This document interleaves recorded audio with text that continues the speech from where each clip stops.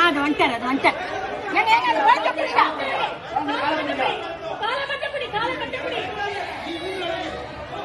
ஒண்ணுமே புரியல